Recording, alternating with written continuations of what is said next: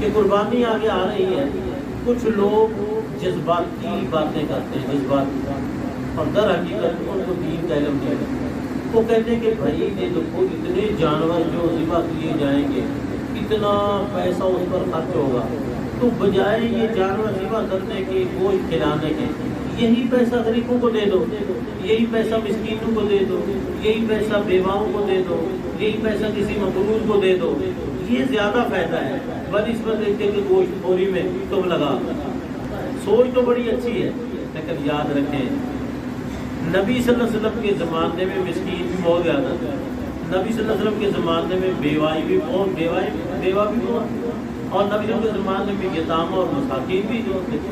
لیکن نبی صلی اللہ علیہ وسلم نے اس جذبے کے تحت جو جذبہ ہمیں ہے،